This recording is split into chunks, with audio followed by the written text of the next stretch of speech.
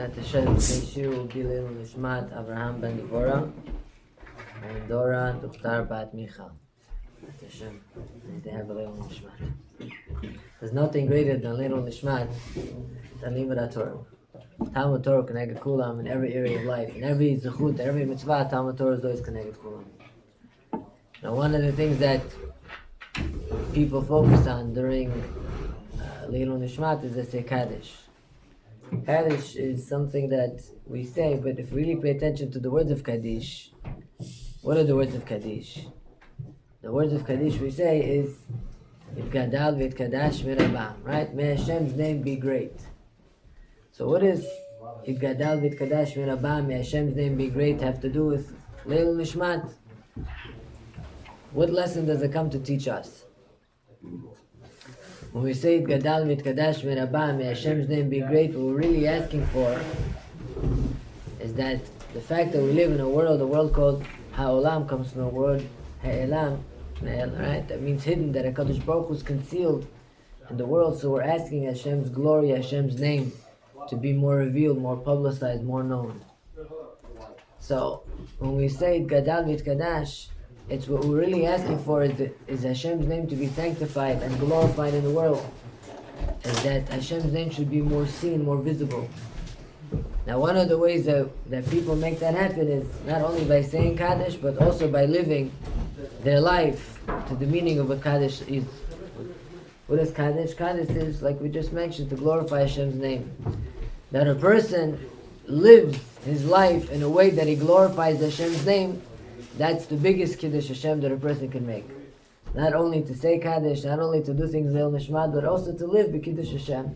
That people should look at you and should look at us as a whole or as an individual and say, oh, this is a God-fearing Jew, this is a religious Jew. That people that are servants of Hashem should be people that are looked up on. People should admire people that are servants of Hashem, people that are of the Hashem, and people that are from people should be people that are admired and looked up upon. That's really the biggest Leil Nishmat. One of the biggest Leil Nishmat a person could really do is to live his life of a Kiddush Hashem. That's a tremendous Leil Nishmat for everybody that a person would want to make a Leil Nishmat for. Now we're going to get into the halachot of Rabbi. Last time we spoke about Rabbi interest, the oraita, taking loans, giving loans, what we're allowed to do when we give a loan, what we're not allowed to do when we give a loan. What expectations can we have after giving a loan? Am I allowed to make conditions on loans? So we mentioned a lot of the things which are ribid or oraita. I'm going to mention it in short just again. There are different types of interest. The Torah wanted us to give a loan to somebody because we have an obligation, right? We have an obligation to be machayeh our brothers. We have an obligation to give each other life. And one of the ways that HaKadosh Baruch Hu wanted us to give each other life is by helping each other. By helping each other in life in all different areas. If people want to succeed in life, or people want to develop in life, or people want to grow in life, or people want to make an investment, or people want to buy a house, or people want to get married, whatever else it might be. So people want to move up in life. So they need money. So the Torah wanted us to help each other. Why? Because HaKadosh Baruch Hu wanted us to be there for each other. That's the hashkaf of the Torah. And now lending money on interest is completely the opposite of what it really is. Ribit is one of the three mitzvot, I'm not going to go through all of them, that the Ben Ish Chai brings, that really represents that a person really believes that everything in the world is from HaKadosh Baruch Hu. That when a person is able to give his money that he worked for and help somebody else and lend it to him for free without wanting anything back, understanding that his money comes to him from Hashem, that really shows that he really believes in HaKadosh Baruch Hu. One of the main ways that a person is tested and his emunah and his bitachon is when it comes to money. When it comes, you find people that can daven very well, that can learn very well. But whenever it comes to money, for some reason things start to change a little bit. People start to find ways out, people start to find answers and excuses and reasons. But a real God-fearing Jew understands that HaKadosh Baruch Hu can give you money also, not everything else. And if HaKadosh Baruch Hu says, I want you to help each other, it means Hashem wants you to help each other. Simply, as simple as it sounds. No need for any calculations or so much understanding. So, we mentioned Rabbi taking interest is an Issa D'Oraita. Now, in order for it to be an Issa D'Oraita, you need two conditions. One, you need it to be a loan. You need to be a transaction alone, and you also need to make conditions that you're going to receive more in return. That's going to be a Ribit D'Oraita. But in events where you're going to give a loan and you don't make any conditions in order to receive anything in return, then if you do end up receiving certain things in return, whether it's in the middle of the loan or whether it's at the end of the loan, that's going to be a Ribit on a rabbinical level. What I mean by that is as follows. If I come to you and I tell you, look, you want to borrow $100,000, no problem. I'll lend you $100,000 on the one condition. From now on, all the money that you're going to give to tzedakah is going to be to the shul that I pray. Ribit D'Oraita. Why? You're not giving anything to me. You don't need to give it to me. The fact that I'm making a condition on the loan that you're going to have to give something more in addition to what you're already giving, it's irrelevant of whether it's giving money or giving something else, automatically turns it into Ribit. The money has to be given to you unconditionally. You need the money here, period. That's what it has to, that's the way a loan has to be. Now, once I put a condition on the actual loan, it becomes Ribit D'Oraita if I'm expecting something more in return. However, if I don't make any conditions on the loan, that's what I want to discuss today. Ribit D'Rabbanan. Last time we discussed more Ribit D'Oraita, I want to discuss Ribit D'Rabbanan. Ribit D'Rabbanan is more rabbinical prohibitions of Ribit, which would mean that if I would come and give you $50,000, for example, now, in the interim of the loan, suddenly I start to behave towards you a little bit differently. We'll get into some couple of examples. The Shulchan Aruch says in Kuf Samech Halacha Tet,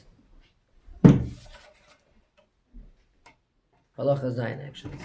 The halacha says as follows: Tzarich hamalveh להיזהר מלהנות מהלווה שלא מדעתו כל הזמן שמעתיו בידו אפילו בדבר שהיה עושה לו אף אם לא הלווהו. He says that the malveh, the lender, has to make sure that he's not benefiting from the actual borrower without his permission, as long as the money is in his hands, even though he would have done it even without the loan. We'll see what that means. However, it says if he's benefiting from him with permission, if it's something that he would have done, it would have been fine, as long as it's not something which is public. As follows: I'm lending you money. Now that I know that you have money that I gave you as a loan, now I might feel certain entitlements towards you. One of those entitlements that I might feel towards you is that I might want to come and start using things of yours without your permission.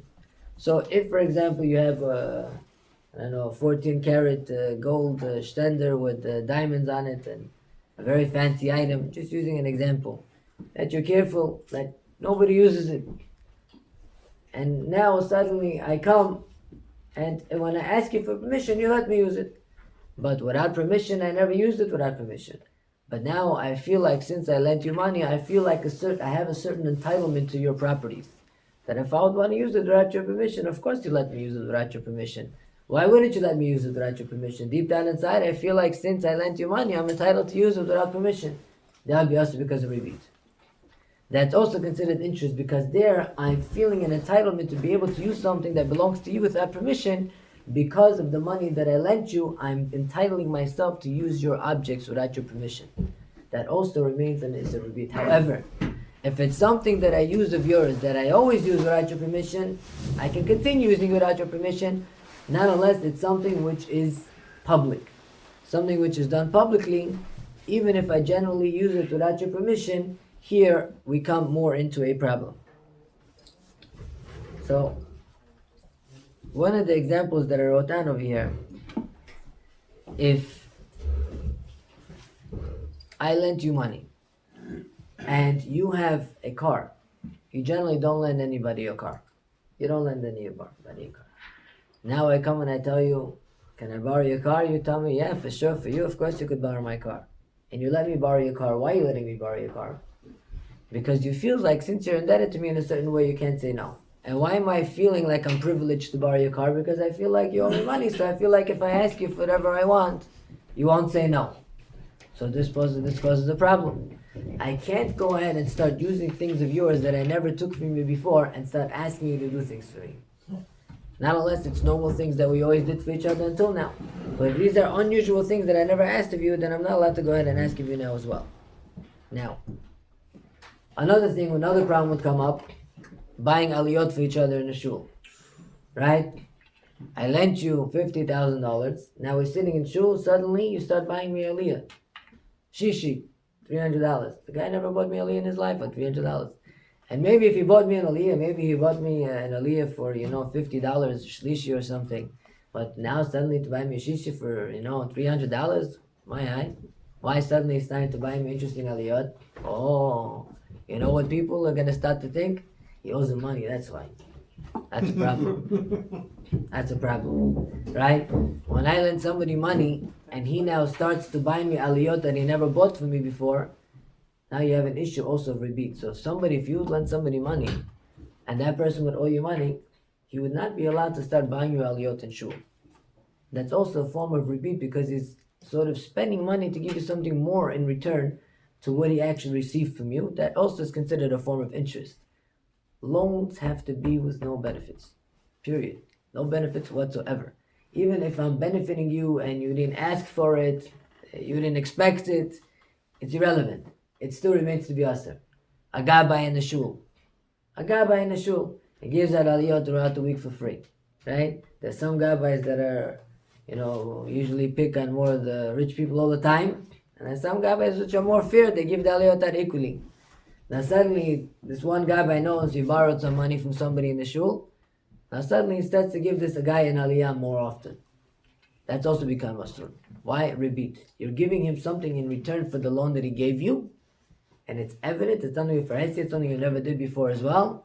You have a problem also over there as another issue of rebit. Anybody have any questions so far? Yeah. A person, what if it's just like that he does hakarat tov? What do you mean by hakarat tov? Like I'm not giving it in return of him giving me a loan. I'm just doing it like you did something good for me. You helped me out, so I also want to show you that I'm grateful. Right. So we mentioned that in the last speech. As a form of hakarat tov, even so you're not allowed to give rebit. I'm not allowed to give you anything in return, even if it's in a form of hakarat tov. At the end of the day, you're getting something in addition to the loan you gave me. The hakarat tov that you're supposed to feel is that you're supposed to feel privileged that you gave me this ability.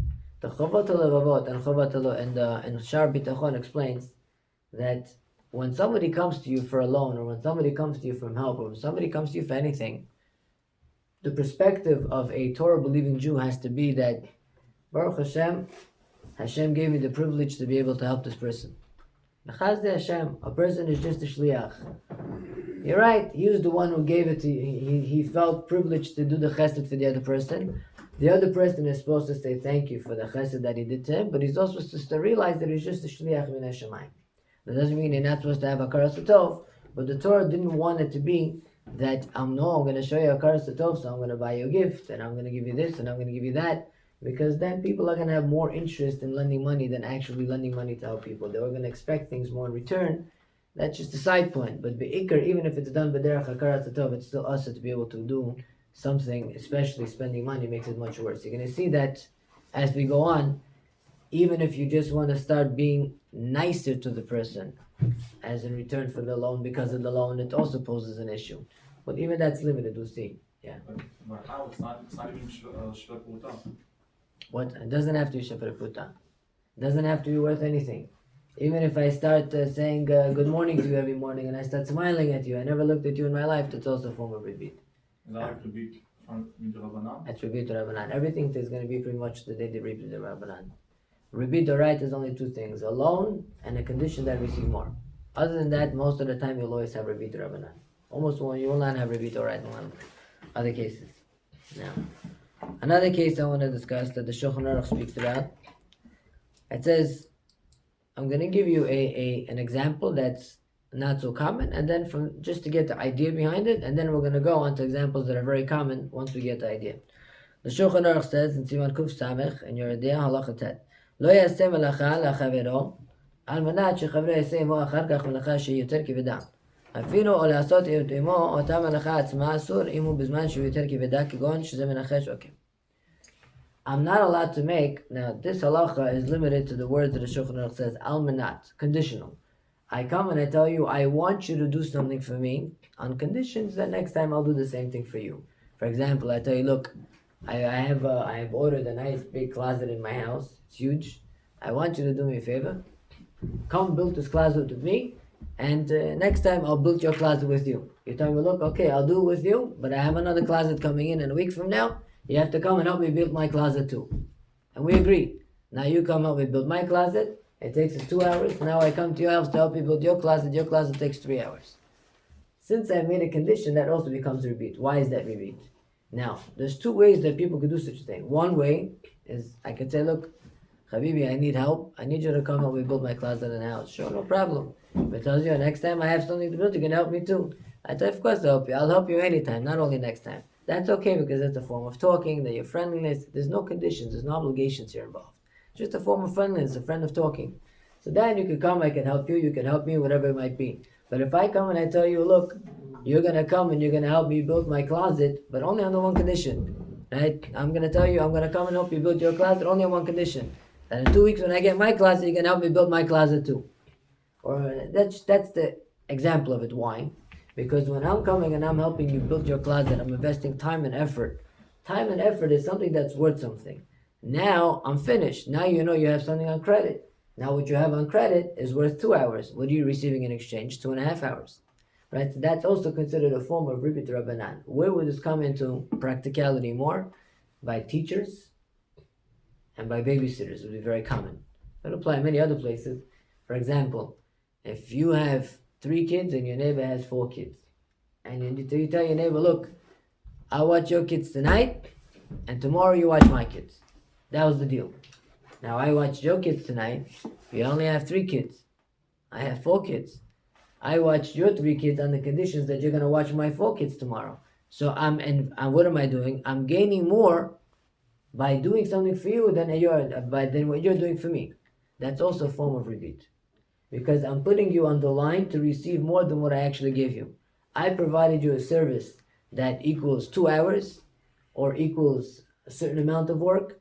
You provided me a service back that equals more hours or more amount of work and tumura for the actual work that I did for you. Yeah. It could be that's almost impossible to calculate because it could be that you're babysitting 4 kids and they all fell asleep. So you basically don't do anything. And then the other guy, he babysits the 3 kids, and they're up all night, so you have to put more work. So you're not, technically he did more work. Even though he had less kids. So in any event, in any of these type of things, you would have an issue because you're right, you will never know. You might be babysitting 3 kids, but then you might have 2 kids which are very wild. So 2 kids might be a little harder than 3 kids. Or I'm asking you for 2 hours, and you know you're going to have to watch for 3 hours tomorrow, even if it's 3 kids or 3 kids. So there, you might not know, and that doesn't make it any better. Because at the end of the day, if it's something that's possibly going to be worse, which a lot of times it might be, so I'm expecting more from you, or it's more kids, or it's harder, or it's longer hours, or it's at a time that's harder for me, or it's at a more of a busier time. And all those times you're receiving more than what you gave me. However, we could do it as a favor. I can tell you, look, I need you to do me a favor. I need you to watch my kids tonight. Sure, no problem. Then tomorrow you can ask me to watch your kids. It's 5 hours more. It's irrelevant. There's no condition made. Favors are fine. Conditional favors in return for something else that there's a strong possibility that I'm receiving more, or for sure I'm receiving more, that's a problem. So conditions are the problem when you make an agreement. Making conditions are a problem. Or if there's a Rebbe in yeshiva, right? You have 2 Rebbes in yeshiva. One Rebbe tells them, look, I want you to do me a favor. I teach 7th grade, you teach 3rd grade. 3rd grade and 7th grade is a big difference, right? So he tells them, sometimes I might need you. For every time you cover me, I'll cover you one time. Right? Every time you need me, I'll cover you one time. He tells them, okay, no problem. I need a day off from these guys. I'll go cover your guys. The substitute is much easier also. They'll find somebody else for me. But what's the problem here? I'm going to come to your class and watch 7th graders. They're 5 times harder. So now I'm finished watching them for 4 hours. And now you owe me a favor that you're going to watch the kids that are in 2nd grade, which are much easier. So what? You're getting much more in return than what you're actually giving me. That's also a form of Ribit Rabbanan. Well, what if the person agrees to that? It's irrelevant. If we agree to do ribis, it's also aser.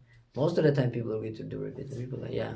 So if somebody have, let's say, in the same job, in the same field, and say, I ask somebody to cover my shift tonight, and then I cover the other guy's shift another night, for example, in any field, whatever, nursing, I don't know anything, but the night that I know that I cover him is going to be a busier night. And I'm meaning, or more work. Was it conditional or was it a favor? Well, it wasn't a condition. Like, I need a favor. Can you cover my shift tonight? Yes, and I'll cover your shift. And I know that his shift on a Sunday, for example, is a busier night. It's an issue. If the way you worded it is an issue. For example, if two nurses, right, and I tell them, look, I have a shift on Thursday night from 6 to 12, for example. Or any kind of a job. Whatever it might be. You have a shift. I'm using same hours because more hours automatically problem. Right? And you have a shift on Sunday night from 6 to 12. Sunday night is 20 times busier. I tell, look, I need you this Thursday night. I want to take a night off. It's my anniversary. I want to go out. I'll cover for you on Thursday night, but you cover for me on Sunday night. And so that's for sure ribis. That's a classic example of ribis. Why? Because you're working much harder in exchange for what you did for me. So how would you do it? Favors. Unconditional. I have a question. Yeah. Say you have a child, age 14 years old. You say to him, I'll buy you a toy, but you're going to spend another hour or 2 hours studying tomorrow. No, it's fine. Why is that not nothing. You're considered? just buying him a toy. But it only took you 20 minutes to buy it, or 5 minutes. No, there's no transactions of obligation. I tell my kid I'll buy him a toy if he learns. There you're just sort of convincing him to learn, and you buy him something, and that there's nothing really owned over here so much. It's not really like considered like a loan. Yeah. All of it is a doubt. If I do cover one guy's shift and then he covers my shift the next time, it's a doubt whether I'm gonna work harder or more than him. I mean, more harder or like less than him. So that's a doubt. We can be lenient, no? So in a doubt, can you be lenient in a doubt? It depends on what the probabilities are. So see, people know. For example, a guy knows as a nurse which nights are much busier the other nights. So he knows what he's switching off for. If you're switching off for the same exact thing, for the same exact time, for the same exact type of work, which is very hard to imagine, then maybe it'll be much less of an issue. It's still a doubt, even if you know that. Even if in a doubt. During the time of Chazal, there was something called Seyah B'Seyah. Seyah B'Seyah is if I want to come to you and I want to borrow from your fruits and vegetables. Today, I don't know how much we have an issue with fruits and vegetables, but I think, I don't know, this is already a big debate of what's considered shar kavua. There has to be a set market value for certain items, then you have much less of an issue. During the time of Chazal, a lot of things didn't have a set market value. For example, if I come to you and I tell you, Habibi, do me a favor, let me borrow 1 kilo of onions. I tell you, okay, I'll take 1 kilo of onions, I'll pay you back. During the time of Chazal, something like that was asur. Why? Because if I would borrow 1 kilo of onions, the probabilities that the prices might change are a very big chance. So there is a chance that I might have to pay much more to return a bag of onions to you than I actually cost you to give me those bags of onions. So even though we're in doubt, but the probabilities are that it could switch. Even so, it's still lost. I have a question. With regards to Rachel, she didn't do Rabbi for the man of Dora? But what? When the Dudaim, the Reuben came to Dudaim, she said on the condition. That was a sale. No, that was like a sale. That wasn't a loan. A sale is different than a loan. A sale is different. I can make a sale with you. I can tell you. We'll see that sales, if you don't have the item and I'm prepaying for it and you're giving it to me for cheaper because I'm prepaying, that can consistently beat. Because since you don't have the item, I never really took any merchandise from you. So you're willing to give me the merchandise for much less because you don't have it because you want to use the money now. We'll get to that a little later. So, say for instance, if somebody comes to you and tells you it's going to be this price for the service, and if you pay cash, it's going to be this price. This is considered. What do you mean, cash and credit card? No, cash and credit card, or cash and check, or cash and anything else. No, everything would make a difference. You have to be very clear on what you mean. If you pay cash, you're going to save taxes. I'm allowed to charge you for the expenses that I'm going to incur. I can tell you, look, if you pay cash, it's $500. If you pay credit card, I have to charge you $600. Why? Because once you pay credit card, I have to pay taxes, I have to pay that tax, I have to file it. I'm losing more by using a credit card. So I'm allowed to charge you for the losses that I'm going to incur. That's fine, right? For example, if you have right now, you want to go to, you need to go and take money. In order for you to be able to take money and lend me the money, you need to take a cab. Am I allowed to pay for the cab for you to take the cab and bring me the money or no? So any loss, any expense that you need in order to be able to give me the money is fine. So credit cards are not any different. If I'm charging you more money because you're using a credit card because I'm losing money. I'm not taking more money from you. The problem would be as follows. I guess I'll discuss it now before I had other things I wanted to speak about first, but I guess I'll discuss this now. This is a field that was a little bit more common. I was more willing to save it a little bit to the end, but we'll see what happens. Right? If I come to you and I go and you do work for me, right? If I come to you and you do work for me, right? And now you even not doing work for me. You want to come and you want to buy something for me. You come to me and tell me, look, how much is this? Spoke about this last time. How much is this box of tissues? I tell you, this box of tissues is $50. You tell me, can I make payments? I tell you, if you want to make installments and payments, I have to charge you $60. That's ribbit. Why? Because the real price is $50. Why am I charging you $60? Because I need a way to be paid. That's agar netter. The fact that I need a way to be paid, I'm charging you more. That's ribbit. That's the classic case of ribbit in the Gemara. Is that I need a weight to be paid and I'm charging you more for that weight. That's considered a classic case of ribbit. Now, if the price I have on it is $60, right? And I tell you, look, this is $60. You tell me, look, if I pay you cash up front, you give me a discount? I can give you a discount. Because then the real price is $60. I'm entitled to give you a discount. But if the real price is $50 and I'm charging you $60 because you're going to pay me in installments, that's a problem. But if I tell you, look, the price is $50, you tell me, can I use a credit card? Oh, credit card, I have to charge you more money. Why? Because I need to pay taxes, I need to file it, the credit card fees. So I'm allowed to charge you whatever I can charge you, $60. Because it's going to cost me to give it to you on credit cards. And then I'm charging you for the extra expenses that I have. I'm not charging you more for credit. There is a little bit different. That's okay. What about cash advance? Cash advance is a completely different discussion. Cash advance is a very big issue. It's a very big issue because when you're doing cash advance, well, one, you have to know who your investors are. If your investors are Jewish and they expect to get interest and return, you have to know who's taking responsibility for the money and how you're looking at the investment. And the people that are taking money from you, you have to know whether they're Jewish or not. And if you don't know the Jewish, you could go after the majority. And you have a shayla whether or not there you say call the parish meruba parish, or do you say mechza kekavod dami. It's a different shayla when it comes to cash advances. I don't want to talk about the whole topic in itself, and there's a lot of introductions that need to be made before. It's an issue with cash advances. I'm not saying it's asr legamre. It's better to find a better job, but unfortunately that's what many people do. Is there a heter for such a job? I spoke to one of the big gedolim, I don't want to mention his name, on this topic, because I was looking for a heter on cash advances, and many people started to do it. There's a heter b'diavad, because the lenders generally take responsibility for the loan, not the middleman, and the borrowers on the majority of the time are goyim, and it's impossible to find out. How are you going to find out if he's Jewish? You're allowed to What? take interest But from a good. if you're a middleman, you're just a broker. A middleman is allowed to make profit. He takes no responsibility. Exactly. But most of the investors are Jewish. The investors take responsibility for the loss of the loan, Right. not the middleman. Right, but is there a problem if they're Jewish? The investors, if they take full responsibility for the loan, no. The borrowers here are the problem. A middleman is not so much of the problem. The problem is when the middleman lends money to the borrowers that are Jewish. Then you have ribbit oraita between the borrower and the investor, and then it's an issue whether the middleman can even take a cut from that profit because that's ribbit oraita. That's a problem. But how are you ever going to find out if the borrower is Jewish? Most of them don't keep Shabbat, so even if they're Jewish. Not Jew. So we spoke about that last time. So that might be true, but I don't know if that is true. But that might be true. You have rov. You for sure have rov. Is it a? Not everybody will agree. A lot of poskim would say it's asr. It's not something I don't want to get into. This is something that you have to ask your specific poskim on a personal level to clarify exactly how your cash advance works. I don't know if all cash advances work the same. I know that there was a company called Quicken Loans.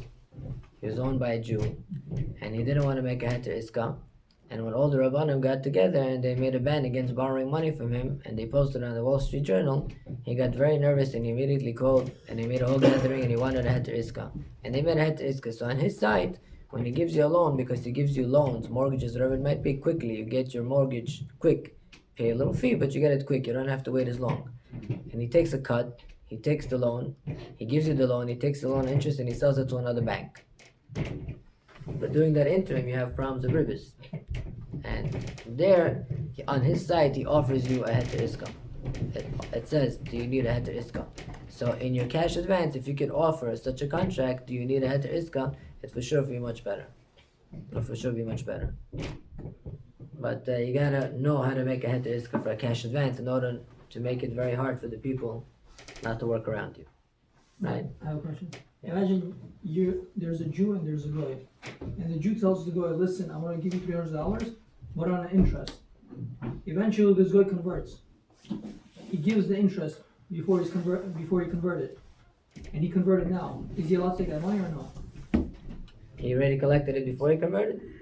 There are two opinions. Let's say one before he converted, and let's say one after he converted. Before he converted, you can take. After Okay, you converted, now you after can't take converted. anymore. But he didn't know. It's a machlokes. You can't. Once he becomes Jewish and he owns your money as a Jew, you can't take ribbis. Now he's Jewish, you can't But take. imagine that you don't know. Let's say this is 400 years ago. You live in two different countries. You wouldn't know. Oh, you didn't know he converted? You wouldn't know. So you don't know, you don't know what you're supposed to do. But you still get a sin or no? If you didn't know that he converted, probably not. Probably not. You're an honest. How are you supposed to know? The guy was the guy. I know he converted. How am I supposed to know he converted? He paid me back through a money transfer. He never told me he converted. No, not an issue. If he comes to you a year later and he told you that he paid you interest and he converted, you have to give him the money back. Interest always must be given back. Right? Interest must be always given back. Okay. Now we mentioned before, if you prepay for something, if I come now,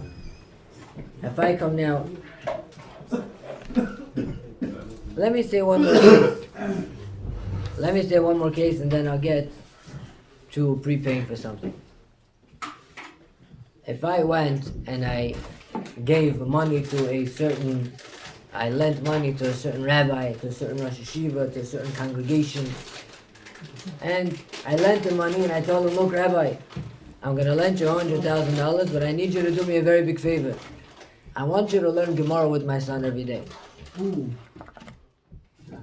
I'll lend you the money, no problem, but please, Rabbi, my son needs to learn Gemara. Please learn Gemara with him every day. But that's good though, no, Rabbi? No, if he's doing it for free. If he's getting paid for it, it's not a problem. It's not a problem. No, because then But it's that's a just good thing service. if he's running Torah, no? Very good, but you can't make a condition on the loan. Condition. So do me a favor, you could say. No. Rabbi, do me a favor. No. It's a Learn condition, what- mine. It's a condition. Why not? He said favors. No, favors are favors without a loan. But when you have a loan, I can't ask you for a favor. What if he did the favor before the loan? Oh, so then if he was learning with your son for free until now, and now you gave him a loan, he can continue. But to get to him is through his son. Let me start with his son and then I get to the dad. That's a different question. We spoke about that last time. Is that you want to take a loan from somebody and you start getting on things. That's a little more complicated. I don't want to get into that. We answered that already last I time. didn't understand the context. So what did he say? We spoke about last time You know that when if, you want to ask somebody for a favor, right? And then you get closer to your son, you start learning with him, this and that, for free, I don't need this, I don't need this, I don't need that. Are you And paying then one him? day you start needing something from him. Are you paying him? No. nobody's talking about that if I know that I want to borrow money from you, and suddenly I start sending you So gifts, preambushes I you. start doing things for you, right? Right? That's considered ribit rabbanan. That's considered preemptive ribit. That's a ribit rabbanan. And then I come and I tell you, look, Baruch Hashem, we were close friends. I gave you so many things, like that. Can you please lend me money? And we make it very evident that it's you gave him everything you gave him before just to take that loan. That's a form of ribit rabbanan. It's also a different issue. But by that case, by teaching the son about you might harder over there, you might not have that issue at all. But in any event, in such case scenario, you would not be able to put such a condition that I'm going to go ahead and lend you the money, but do me a favor, Rabbi, can you please loan with my son? That would be an issue as well. Yeah. You were saying before You did that, say you want something, say you want these cups, and I don't have it in stock, and I tell you to pay for it, and you'll have it the next day. You were saying something about that. Yeah, before, I'm that gonna you can't get do there. that. I'm going to get there. No, it depends how you do it. I'm going to get there. So I have other things there, but I guess I'll skip it and I'll go to that. Right? I'll go to that a little bit, and I'll go back to what I wanted to say. In your case, there's something called like this. A lot of people in business, they don't necessarily have all the money available to them at all times. This is very common when you want to prepay for camps, when you want to prepay for hotels, packages, getaway packages, for example. I right now want to make a hotel getaway for Pesach, right? Now, I don't have the money to make a hotel getaway for Pesach. It's going to cost me $50,000 to get the caterer, to book everything, probably more. It's going to cost me a lot of money. So how do I make the money to do it? Take from people. I put little deposits by everybody. I come and I tell you, look, early bird special. Whoever pays now, $300 discount. Why am I doing that? Give them money. I really want to borrow the money from you now because I want to use that money to invest. And I'm willing to give you the services or the merchandise that I'm going to have later on at a cheaper price because you gave me money 3 months before in order for me to be able to invest and make what I wanted to happen. That's called rebit as well. Why? Because why am I giving you the merchandise for cheaper earlier? For example, you come to me and you tell me, Rabbi, I need a car, right? I need a Toyota, whatever it might be, right? So you know this car goes for $16,000 everywhere. I tell you, look, I don't have it now. I'll have it in 2 months from now. But if you pay me right now, I'll give it to you for $1,000 cheaper. Why am I giving you for $1,000 cheaper? Because since you're giving me the money now, you're giving me the ability to use that money. Meanwhile, you didn't get anything. I have money from you, so the money is considered a loan. I'm giving you the merchandise later at a cheaper rate because of the money I was able to use meanwhile. That's considered rebate. When it comes to all these early bird specials, when you're paying somebody to receive something at a cheaper rate later on, that's also considered a form of rebate. However, in all these hotel getaways, if all these cases that we just mentioned, for example, I want to buy merchandise from you, you don't have it. If I prepay for it now, you give it to me for cheaper. Why would you give it to me for cheaper? Because you want to use the money in the interim, whether to invest, to buy it, to buy something else, and you're willing to give me the merchandise for cheaper because of the fact that I'm willing to pay you early so you could use the money. So in effect, I'm taking a loan and I'm giving you merchandise for cheaper in exchange for the loan. Rabbi, if somebody invests into the shul and keeps giving donation, and for example that shul takes that money, invests it somewhere, okay, makes money on it, donates it back to the shul. It's fine. That's fine? Yeah, But the person invested for different reasons. The technicalities over there are a little bit different. Let's just do back to our case. Over there, technicalities are a little bit different. So over here, for example, you have a case scenario where a lot of times it would come up if you would have, like we mentioned, these early bird Pesach specials or these early bird vacation resorts that are all kosher vacation resorts, or camp. If you pay 2 months earlier to camp, what are they going to do? They're going to give you $200 cheaper. Why? Because they're using all that money meanwhile to be able to gain all their resources, right? Because not necessarily do they have all this money to invest. But what are you allowed to do in order to get yourself out of the situation? You're allowed to give them a check that's post-dated to when the regular price starts. For example, until March 1st, the Pesach getaway is $2,000 a person. After March 1st, it's $2,300 a person. So why are they giving everybody that discount of $300 until March 1st? Because they want to use all that money in order to be able to do whatever they need. So they're willing to give you the services later for a cheaper price. But if they use it as like they say Black Friday, if you buy it now, it's cheaper, or a holiday or something. There's no loan, you're buying it right there. I know, but I'm saying You're that buying they give it you a right special now. for I know, but you're buying it right now. It's different if I'm buying something and I'm receiving it right now, I can give you a discount all I want. No, for example, vacation, Passover vacations, Black Friday, there was a big sale on them to Miami, Florida, all over. Just on Black Friday, they give you a deal. What are they giving you? Huh? For example, they give you a deal, let's say $500 off or something, but the next day the prices change to higher. So that's considered a deal? No, that over there is a little bit different. Over there, these sales that are changing all the time. First of all, a lot of times, you're talking about flights and hotels. I don't know if you're talking about Pesach packages. Pesach Well, packages. you know, people. Jewish people with Pesach packages, they don't make Black Friday packages. I'll tell you that much. What's the difference? So, a lot of times, Product. I'll tell you why the case what he's talking about is a little different what I'm talking about. Because Amen. because over there when the Black Fridays and all these sales, they have the merchandise. I'm allowed to give you a discount on the merchandise that I have for whatever price I want. And a lot of time, believe it or not, the sale prices that you're getting and the sales that they're making are usually a lot of times products that are not going so well, they can't sell so well, and the sale price is really the regular price. And a lot of times items that go on sale stay on sale for very long even after Black Friday because they're just willing to get rid of all those products. And not only that, if I have the product here, I can sell it to you for cheaper. It's here, come and take it. But if I don't have a product, I'm gonna have it in a month from now. And I'm willing to give it to you for cheaper if you prepay me now is the problem. Because in the interim of you giving me the money, you're not taking an item, you don't own the item, and you only have a loan. And I'm willing to give you the merchandise for cheaper due to that loan. Well, what if you run a gym? Yeah. Like a membership. Yeah. So they pay you advance. You have a Black Friday. So pay you in advance for a gym of a membership.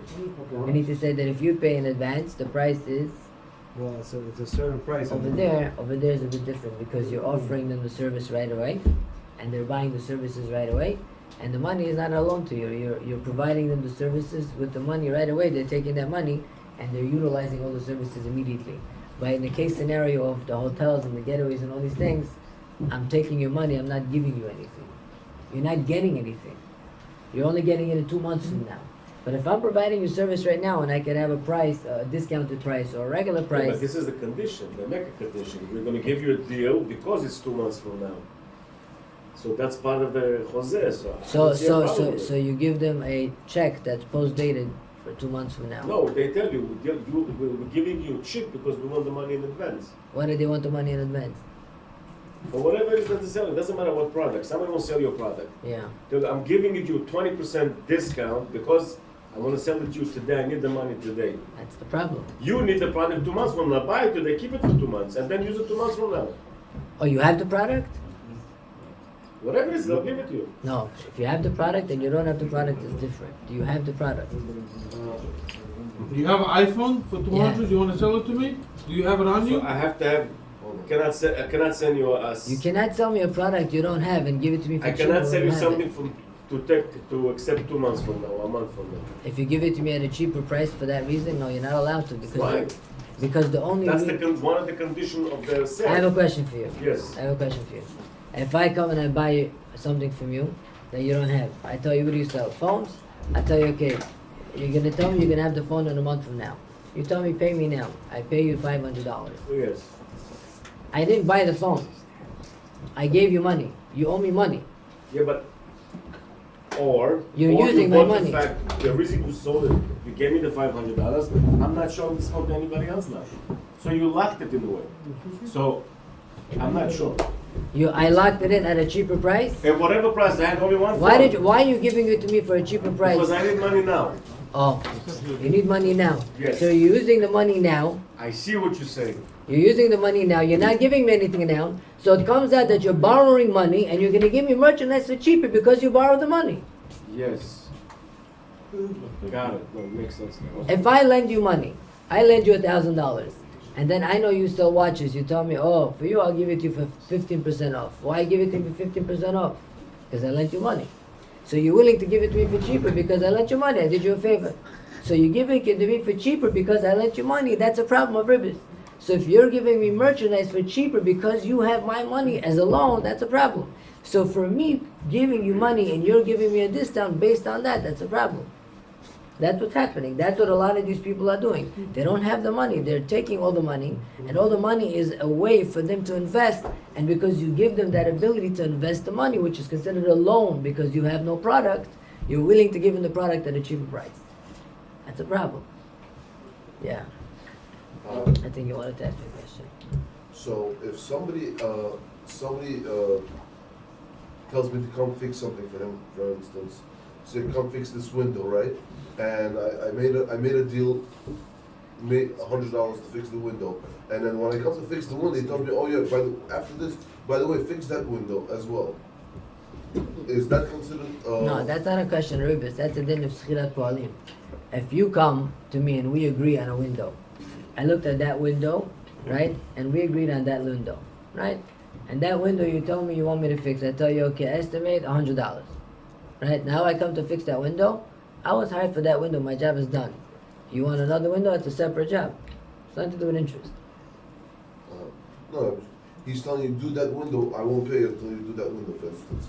That's a din of gezel already. That's already a corrupt way of thinking. That's not.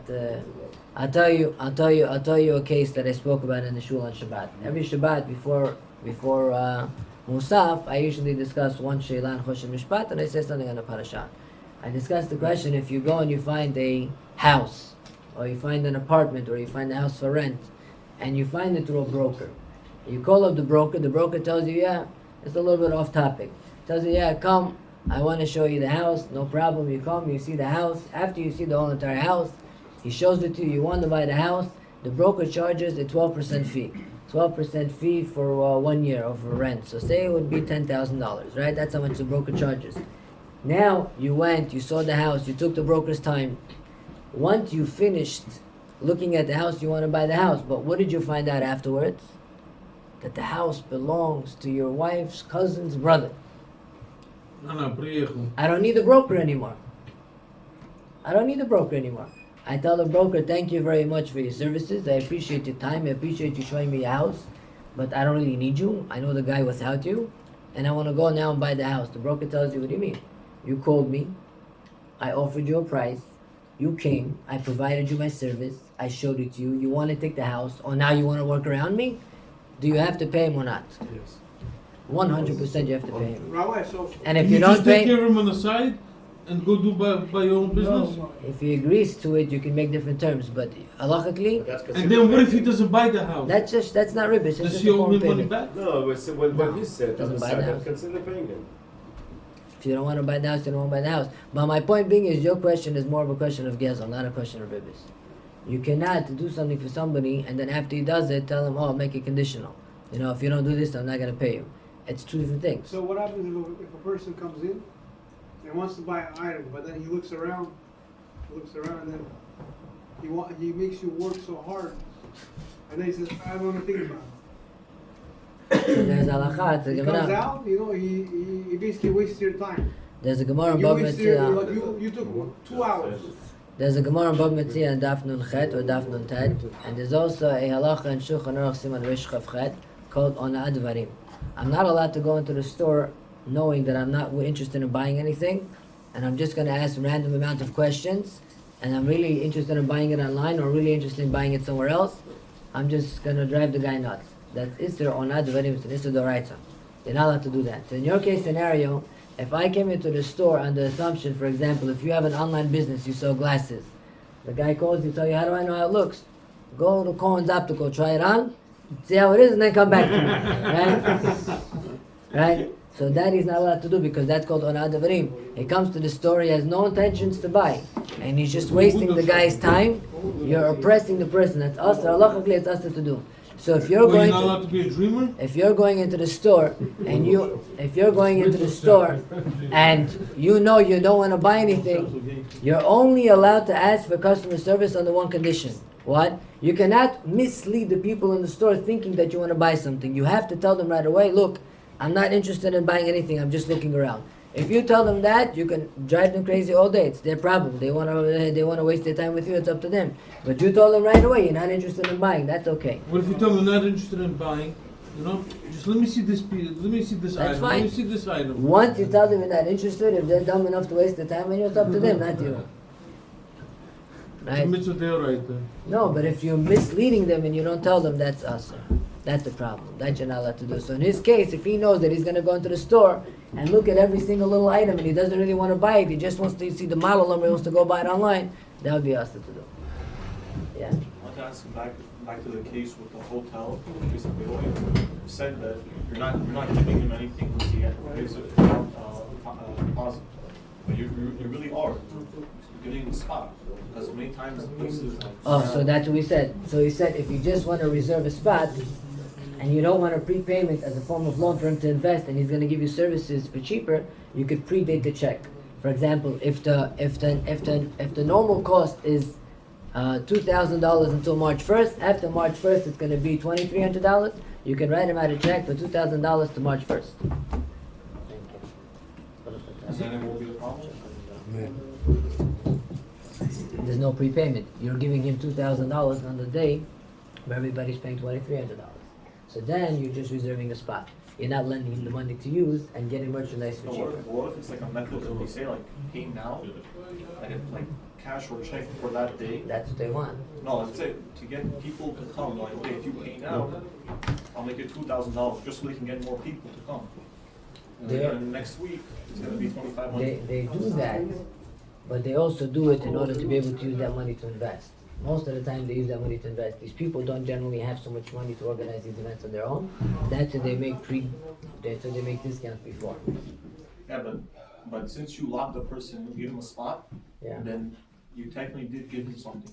So make a contract that once they give you a check, even though it's predated, they're obligated to pay you either or. What do you mean?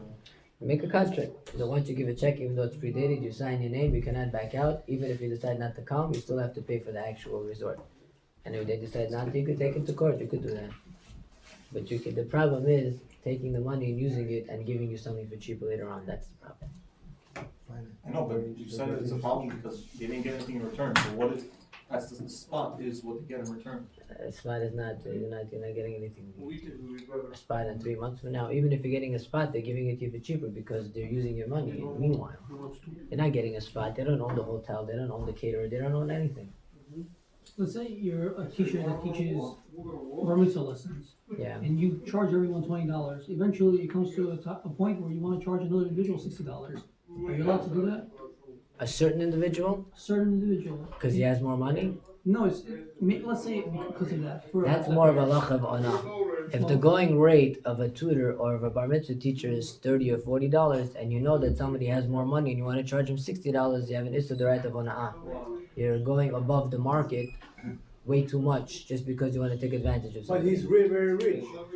That's irrelevant. Halachically, if I know, no, so there's a difference. If the market is really $60 and I want to charge $60 and I charge everybody $30 and I found somebody that's willing to pay the regular price, that's fine. But if I know that, for example, I provide a service that everybody pays $50, $40, $50, $40, you go to Israel, right? Cab drivers. It takes you to drive from point A to point B. Every cab driver charges 25 shekels. Cab driver figured out that he caught some American sucker. So what does he do? He tells him $50. tells him $50. $50. What's the guy know? It's $50, $50. He's hoping he's not an Arab, right? So he gives him $50. His rabbi tells him, "What are you crazy? $50? It costs $10."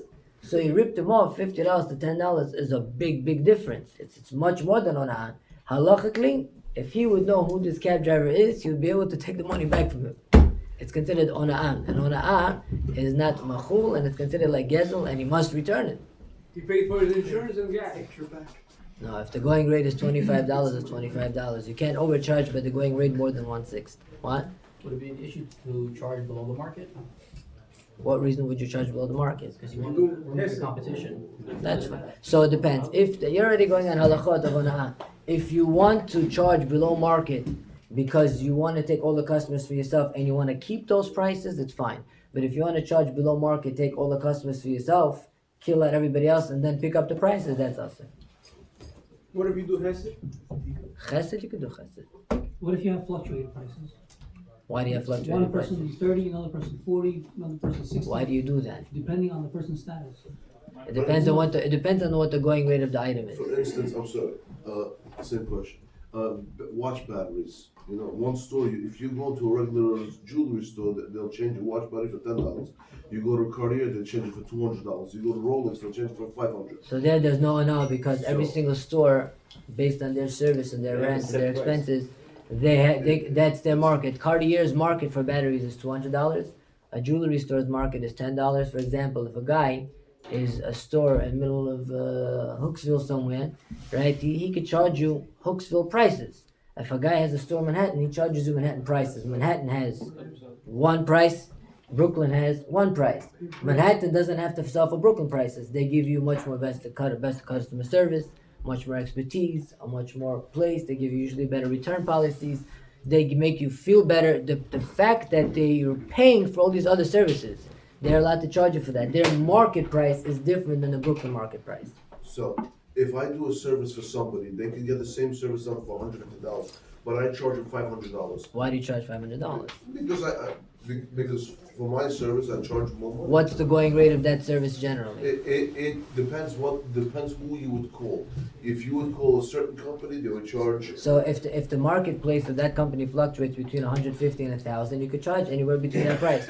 But if everybody charges 150 and you want to charge $500, the guy would be able to come back to you and ask for his money back. Not unless you provide some kind of a crazy, phenomenal service nobody in the world could do, which is very hard to believe. But then you would have then it would be fine. But that's already in Hilchos Ona. Now let's just come back to Hilchos Ribit for a moment. You know what? We'll stop at Hilchos Ribit. Anybody have any questions?